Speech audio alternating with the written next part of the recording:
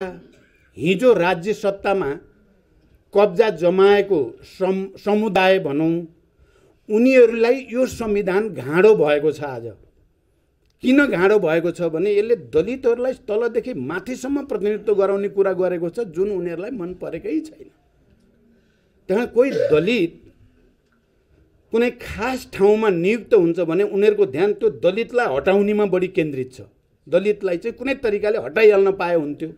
तिलक परियार एउटा प्रतीकात्मक उदाहरण मात्रै हो, त्यस्तो हजारौं उदाहरण दिन सकिन्छ।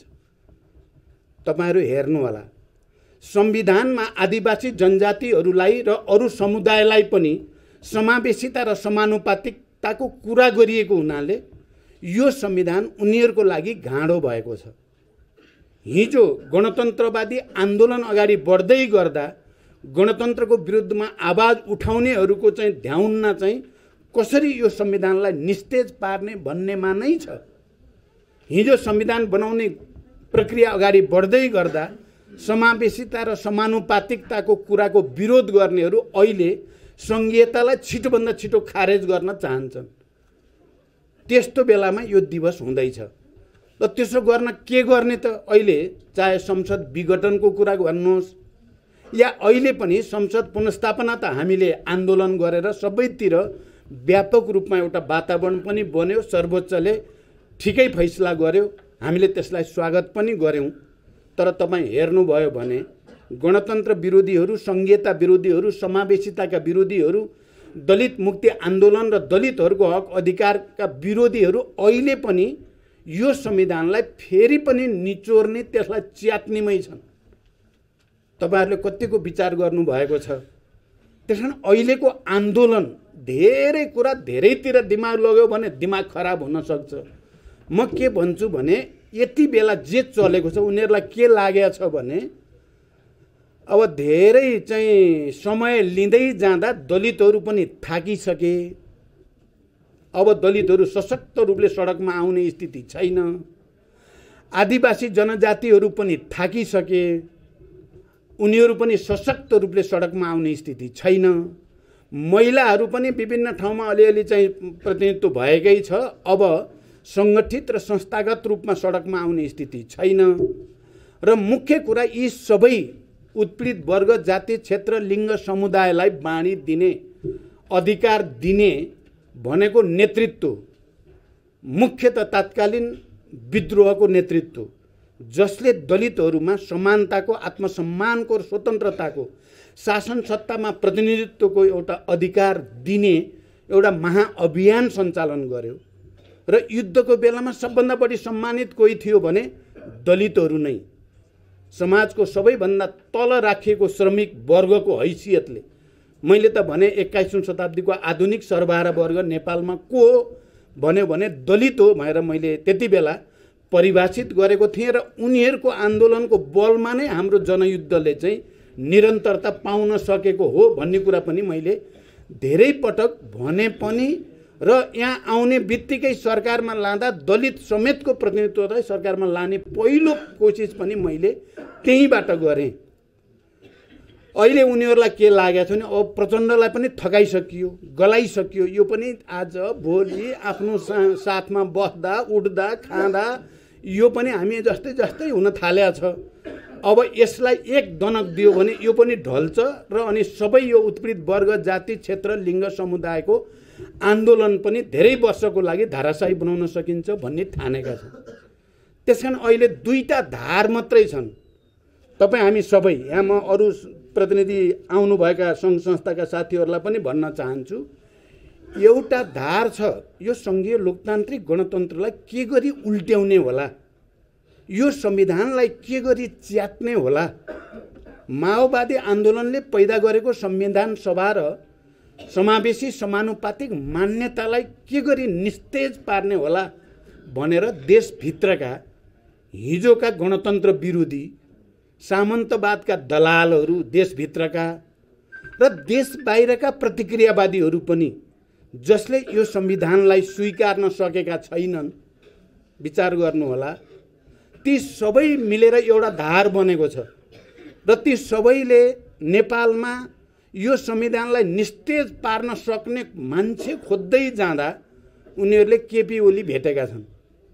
केपी ओली नै रहेछ यो संविधान पनि सिद्ध्याउन सक्ने, गणतन्त्र पनि सिद्ध्याउन सक्ने, सबै उत्पीडित वर्ग, जाति, क्षेत्र, लिङ्ग, समुदायलाई उनीहरूका हक अधिकारलाई सिद्ध्याउन सक्ने पहाडिया उच्च जातीय अहङ्कारवादको प्रतिनिधि र विदेशीको अगाडि राम्रै लम्पसार पर्न पनि सक्ने सजिलै 20औं-25औं वर्षदेखि विदेशीहरूले हुर्काएको पालित पोषित पनि को हो भनेर हेर्दै जाँदा सबैले विचार गर्नुहोला, सबैले केपी नै देखियो भनेका छन् र अहिले केपीलाई प्रतिनिधिको रूपमा त्यो धारको प्रतिगामी, प्रतिक्रान्तिकारी, निरङ्कुश, लोकतन्त्र विरोधी, समावेशी, समानुपातिक विरोधी, सारमा सङ्घीय लोकतान्त्रिक गणतन्त्रलाई नाश गर्न सक्ने पात्रको रूपमा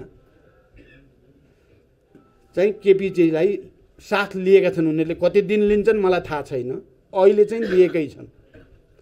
र अर्को धारको प्रतिनिधि को हुने भयो त भने हामी हिजो माओवादी विद्रोह गरेका, हिजो सबै उत्पीडित वर्ग, मजदुर, किसानहरूको हक अधिकारको कुरा गरेर लडाईँ लड्ने, हिजो दलित, महिला, मुस्लिम, आदिवासी, जनजाति सबैलाई पहिचान र अधिकार चाहियो भनेर तिनीहरूमा जागृति ल्याउने, जागरण ल्याउने, संविधान नबनाऊ भन्दा नमान्ने, जसरी बनाइन्छ भनेर अड्डी कस्ने, चुनाव नगर न भन्दा पनि नमान्ने, जसरी पनि चुनाव गराउँछौँ भनेर अड्डी कस्ने, ती भनेका माओवादी र त्यसको नेता प्रचण्ड।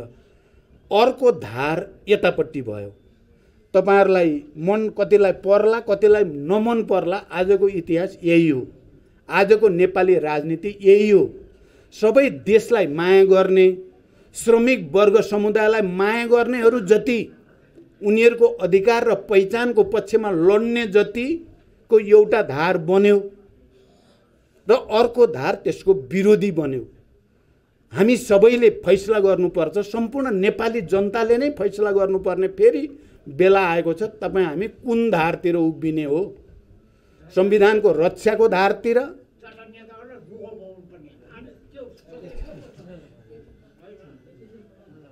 तपाईँ कुन पक्षतिर उभिने भन्ने सबै नेपालीहरूले जवाफ दिनुपर्ने छ। सबै बुद्धिजीवीहरूले, पत्रकारहरूले, साहित्यकारहरूले, कवि कलाकारहरूले र आन्दोलनकारी सबैले पनि उत्तर दिनुपर्ने छ। तपाईँ संविधानको रक्षा गर्ने र त्यसलाई संशोधन गर्दै परिमार्जन गर्ने पक्षमा कि संविधान च्यात्ने पक्षमा हो? फैसला गर्नुपर्ने कुरा त्यो छ। तपाईँ सबै खाले जातीय विभेद उन्मूलनको पक्षमा हो कि यसलाई कायम राख्ने पक्षमा हो? तपाईँ संविधान खारेज गर्ने पक्षमा हो, संसद विघटन गर्ने पक्षमा हो, तपाईँ निरङ्कुशताको पक्षमा हो? तपाईँले दलित, महिला, मुस्लिम भनेर गोहीको आँसु चुहाउनुको केही अर्थ हुँदैन। त्यहाँ तपाईँ कुन धारतिर हो? यो धार फैसला गर्नुपर्ने बेला आइराखेको छ र यस्तै बेलामा हामी यो जातीय विभेद उन्मूलन दिवस मनाउँदैछौँ।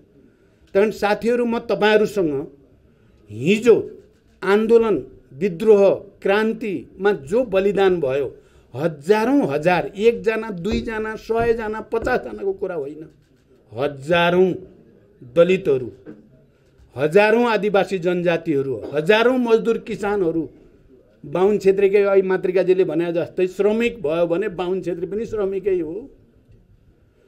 मलाई त अहिले के पनि खुसी लाग्छ भने यहाँ रणेन्द्र बराली हुनुहुन्छ, मैले ऐ उहाँले बोल्नुहुन्छ भने उहाँलाई बोल्ने हो भने बोल्न दिउँ भनेको थिएँ।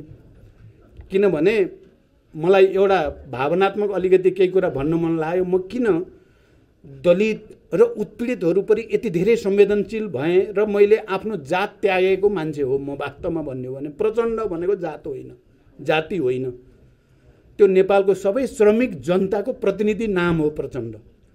प्रचण्डमा दलित पनि छ, आदिवासी छ, मधेसी छ, मुस्लिम छ, महिला छ, पूर्वेली छ, पश्चिमेली छ, सबै छ। त्यो सबै छ त्यसभित्र।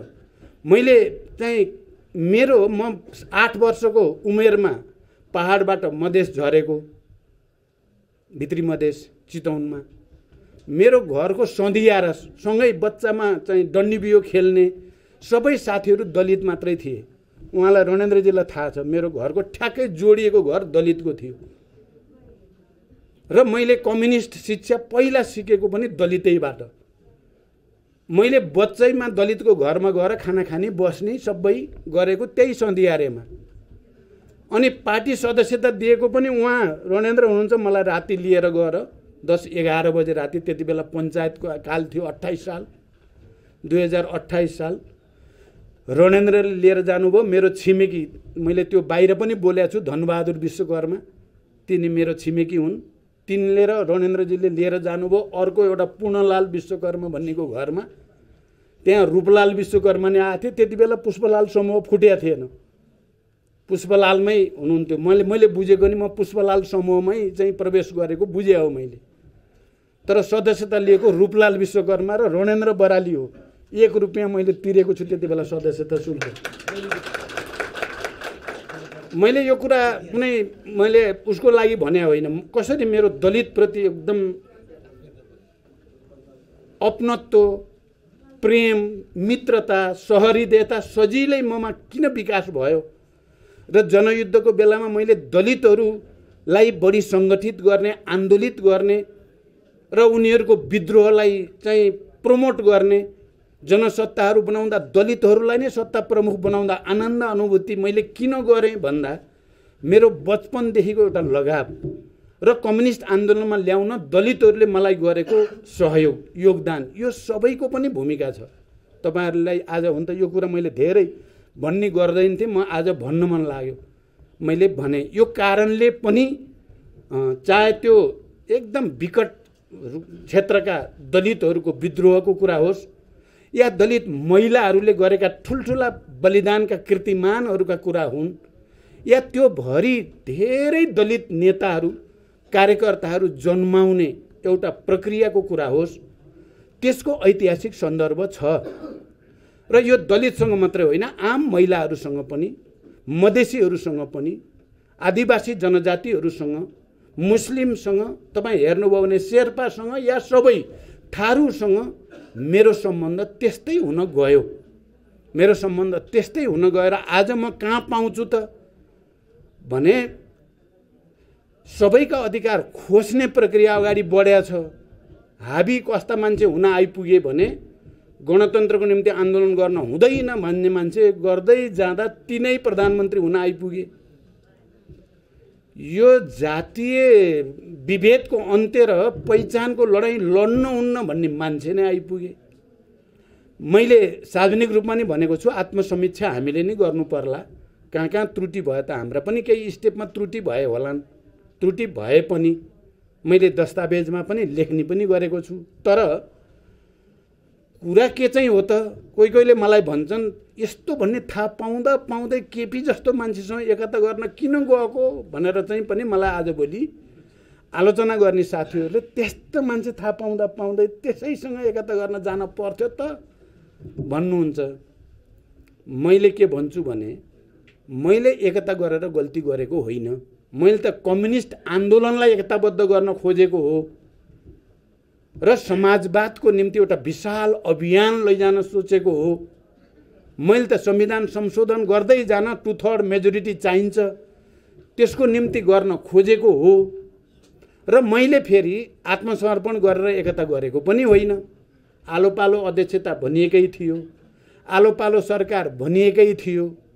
नेपालमा संघीय लोकतान्त्रिक गणतन्त्र स्थापनामा माओवादी आन्दोलन र प्रचण्डको नेतृत्वको मुख्य भूमिका छ भन्ने कुरामा केपी ओलीले हस्ताक्षर गरेकै छन्। त्यो जिउँदै छ त्यो हस्ताक्षर। भने मैले नेपालमा राजनीतिक स्थायित्व, राष्ट्रिय एकता र अनि समृद्धिको एउटा नयाँ यात्रा सुरु गर्न पहल गर्नु गल्ती हो त। अब पछि केपीले जब जालजेल गर्न थाले, षड्यन्त्र गर्न थाले, अब पार्टी भित्रै चाहिँ विधि पद्धतिको चाहिँ निर्ममतापूर्वक हत्या गर्न थालेपछि विद्रोहको झण्डा कसले उठायो? म तपाईहरुलाई गहिरो गरी यो प्रश्नलाई विचार गर्नुस् भन्न चाहन्छु। मैले 19 पृष्ठ लामो दस्तावेज, यो संसद विघटन गरेपछिको होइन, त्यो भन्दा पहिल्यै अब केपीको यो प्रवृत्ति ले न दलित न कुनै उत्पीडित जाति या वर्ग कसैको पनि मुक्ति सम्भव हुने देखिएन। यिनले ठग्ने काम मात्रै गरे, सहमति सबै कुरा गरे। सबै ल्याएको माओवादी जनयुद्धले हो भन्नेमा पनि हस्ताक्षर गरेका छन्। सबै बराबरी गरौँ भन्नेमा नि गरेका छन्। लागू गर्ने बेला एउटा नि गर्दा रहन्छन्। ठग जाल झेल बेइमानी गरेपछि मैले 19 पृष्ठ लामो दस्तावेज लेखेँ। तपाईहरुले धेरैले पढ्नु भएको होला, नपढ्नु भएको छ भने मेरो सल्लाह छ तपाईहरु एकचोटि पढ्दिनुस् राम्रोसँग। त्यो 19 पेज भनेको लामो होइन, पढ्न धेरै बेर लाग्दैन। एकैछिन बस्नु सर र हेर्दा भ्याइन्छ। तपाईले हेर्नुभयो भने मैले विचारमा के भन्न खोजेको, राजनीतिमा के भन्न खोजेको, विधि पद्धतिमा के भन्न खोजेको, उत्पीडित वर्ग जाति क्षेत्र लिङ्ग समुदायको हक अधिकार बारे मैले के भन्न खोजेको भन्ने कुरा त्यहाँ तपाईहरुले सबै देख्नुहुन्छ। सुशासन र भ्रष्टाचार विरोधी अभियान कसरी लैजाने भन्न खोजेको, जनतालाई राहत दिने बारेमा के भन्न खोजेको भन्ने कुरा त्यसभित्र छ। र मलाई आलोचना गर्ने साथीहरूलाई मैले के भनेको छु भने, ल ठिक छ, मैले केपीलाई सबै कुरा मनाएर एकता गरेँ भन्ठाने थिएँ। मैले त राजनीति पनि मनाएँ, विचार पनि मनाएँ, विधि पद्धति पनि जनवादी केन्द्रीयता बहुमतले गरेको निर्णय मान्ने भन्नेमा पनि हस्ताक्षर गराएँ। त्यसपछि होल पार्टीलाई रूपान्तरण गरेर एउटा महान अभियान चलाउला भनेर गरेँ। यदि तपाईहरुलाई लाग्छ त्यसो गर्नु गल्ती रहेछ भनेर अहिलेको घटनाक्रमले लाग्छ भने विद्रोह पनि त पहिलो विद्रोह प्रचण्डले नै गर्यो नि त। तपाई त्यसलाई साथ दिने कि नदिने भन्ने प्रश्न मैले तपाईहरुसँग गर्न चाहन्छु। मैले फेरि उत्पीडितहरूको पक्षमा, उत्पीडित वर्ग समुदायको पक्षमा विद्रोह गर्ने पनि त पहिलो म भएँ। त्यसलाई तपाई के भन्नुहुन्छ? र अहिले संविधान मिच्ने जो प्रयास भइरहेको छ त्यसलाई असफल पार्नको लागि एकचोटि फेरि नेपाली जनताले आफ्नो आत्मनिर्णयको अधिकार प्रयोग गर्नुपर्ने स्थिति छ। सबैले, दलितहरूले पनि, सबै उत्पीडित वर्ग समुदायले पनि फेरि एकचोटि आफ्नो आवाज सशक्त गर्नुपर्ने आवश्यकता छ। म चाहिँ हुन त हिजो त्यो उत्पीडित वर्ग समुदायको हक अधिकारको निम्ति लडाईँ लड्दै गर्दा म भर्खरको युवा नै थिएँ। म पार्टीको महासचिव हुँदाखेरि 35 वर्ष 36 वर्षमा एउटा पार्टीको महासचिव भएको थिएँ। जनयुद्ध सुरु गर्दा म 42 वर्षको थिएँ। शान्ति प्रक्रियामा आउँदा म 52 वर्षको थिएँ। अब अहिले यो अर्को लडाईँ लड्नुपर्ने भएको छ। म लड्छु भनेर हिँडेको छु। तपाईहरुले थाहा पाउनुभयो, म लड्छु, म बाँचिन्जेल लड्छु। मैले मार्क्सवादबाट सिकेको कुरा के हो भने, इतिहासमा मानव जातिको विकास उत्पादनको निम्ति सङ्घर्ष, वर्ग सङ्घर्ष, वैज्ञानिक प्रयोगका बीचबाट हुँदै आयो। तर मार्क्सवादको अनुसन्धान हुनुभन्दा अगाडि समाजको शासक विचार, राज्यको चाहिँ मूल विचार के थियो भने यी गरिब गुरुवाहरूलाई अन्याय गर्नु हाम्रो अधिकार हो, अत्याचार गर्नु, यिनलाई शोषण गर्नु अधिकार हो, यिनलाई पिस्नु र दाह जस्तो गरी चाहेको बेलामा मनोरञ्जनको साधन, चाहेको बेलामा तिनलाई फाँसी दिनु हाम्रो अधिकार हो भन्ने मान्यता नै समाजको मूलभूत मान्यता थियो। तर मार्क्स एङ्गेल्सले इतिहासको अध्ययनपछि र त्यति बेलाको समकालीन युरोपको आन्दोलन, मजदुर आन्दोलन र वर्ग सङ्घर्षको अध्ययनबाट उहाँहरूले पहिलोचोटि के भन्नुभयो भने विद्रोह अधिकार हो, अन्यायका विरुद्ध, विभेदका विरुद्ध, त्यो माथि शासनमा बसेर श्रमजीवीहरूलाई ठग्नेहरूका विरुद्ध विद्रोह गर्नु अधिकार हो भन्ने पहिलोचोटि त्यो मान्यता स्थापित भयो। त्यहाँदेखि यहाँसम्मको कुरालाई मैले के भन्न चाहन्छु भने, प्रतिक्रियावादी, प्रतिक्रान्तिकारी, दक्षिणपन्थी यी सबै तत्त्वहरूको काम के हो त, नियम के हो भने उनीहरूले गडबड गरिराख्छन्, जनताका विरुद्ध दमन गर्छन्, अत्याचार गर्छन्, सफल हुँदैनन्, फेरि दमन गर्छन्, अत्याचार गर्छन्, सफल हुँदैनन्। जबसम्म ती ध्वस्त हुँदैनन् तिनले गडबड गर्न छोड्दैनन्, तिनले जनतालाई सताउन छोड्दैनन्। त्यो उनीहरूको नियम हो अरे के। जनताको नियम के हो भने आन्दोलन गर्नु, भन्या जस्तो गरी सफल नहुनु, फेरि आन्दोलन गर्नु, फेरि भन्या जस्तो गरी चाहिँ नहुनु, केही पाए पनि पुरै नपाउनु, आन्दोलन गरिराख्नु जबसम्म पूर्ण अधिकार र मुक्ति प्राप्त हुँदैन, आन्दोलन गरिराख्नु जनताको नियम हो। त्यसकारण हामी पनि के चाहन्छौँ भने हामी सबै पनि जो राज्यद्वारा या नेतृत्वद्वारा, राज्यको नेतृत्वद्वारा या त्यो वर्ग समुदायद्वारा ठगिएका, विभेदमा पारिएका तपाईँ हामी छौँ। हामी आन्दोलन गरिराख्ने, पूर्ण रूपले सफल नहुँदासम्म आन्दोलन गरिराख्ने।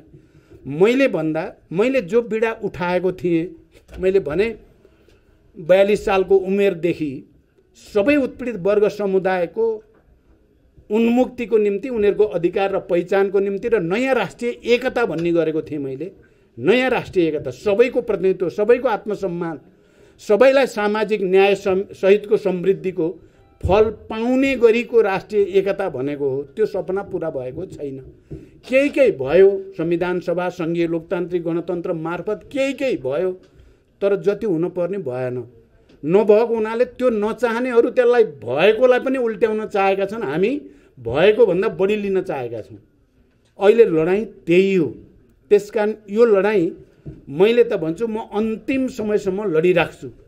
षड्यन्त्र धेरै छन्, मैले अझ धेरै भाषामा अहिले भनिहालेको छैन। म अहिले धेरै भनेर फेरि वातावरणलाई अलि चाहिँ सहज बनाउने सम्भावनालाई म नजरअन्दाज गर्न पनि चाहन्न। तर षड्यन्त्र ठुलो छ।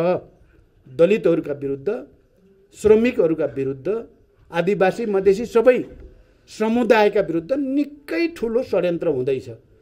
त्यसको केन्द्रित अभिव्यक्ति संविधानलाई मार्ने, संविधानलाई क्रियाशील हुन नदिने, संविधानलाई कार्यान्वयन हुन नदिने, भएका चाहिँ प्रोभिजनहरूलाई लागू गर्न नदिने। दलितहरूको बारेमा धेरै राम्रा कुरा पनि छन्, छैनन् भन्ने कुरा होइन। संविधानमा धेरै लडेर राखिया छ ती कुराहरू।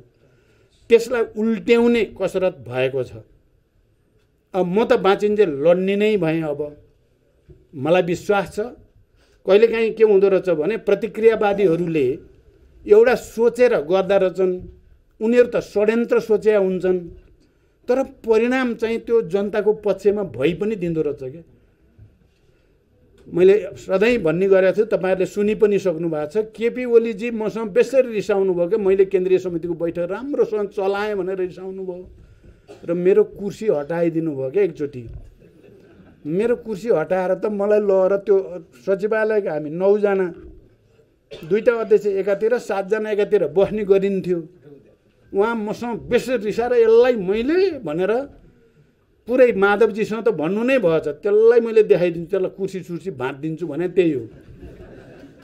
अनि उहाँले लगेर उता हालिदिनु भयो। मैले भने केपीजीलाई धन्यवाद केपीजी, म तपाईँसँग बस्दा बडो अप्ठ्यारो लागिरहेको थियो, मलाई 7 जनासँग मिलाइदिनु भयो, ठुलो मोर्चा बन्यो उत्पीडितहरूको, अब मोर्चा कसेर लड्छु तपाईँसँग भनेको थिएँ।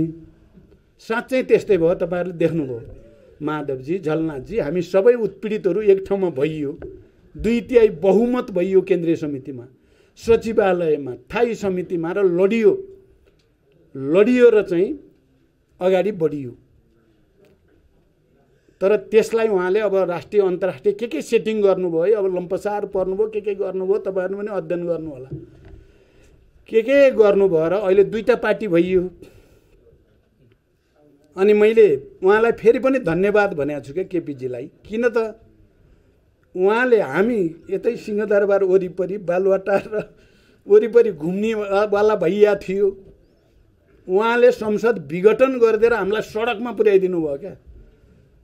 सडकमा पुर्याउने भनेको जनता भठा जाऊ भनेर भनिदिनु भयो क्या। तिमीहरू पनि अलिअलि बिग्रिया छौ बेकारमा भनेर हामीलाई फेरि दलिततिर, फेरि आदिवासी जनजातितिर, फेरि मजदुर किसानतिर, फेरि आम नेपाली जनताका बिचमा लगेर फालिदिनु भयो क्या। उहाँले त हामीलाई सिद्ध्याउन खोजे हो। तर परिस्थिति के भयो भने फेरि हामी आफूमा लागेको धुलो मैलो पनि टकटक्याउँदै, आफूमा अलिअलि फोहोर भएको छ भने नुहाई धुवाई गरेर फेरि जनताको मुद्दामा लडाईँ लड्ने ठाउँमा पुर्याइदिनु भयो। म त अहिले निकै शक्तिशाली भएको जस्तो लाग्छ क्या। पुस 5 गतेपछि त फेरि एकचोटि जनताको प्रतिनिधिको रूपमा लडाईँ लड्ने अवसर प्राप्त भयो। तपाईँहरूले पनि यो विचारलाई, यो विषयलाई विचार गर्नु होला। विशेषाधिकार कता कता हराए जस्तो के भयो भन्ठान्नु भएको थियो। अब विशेषाधिकार साँच्चै लागू हुने गरी लडाईँमा अगाडि बढिन्छ, यही विश्वास तपाईँहरूलाई दिलाउनु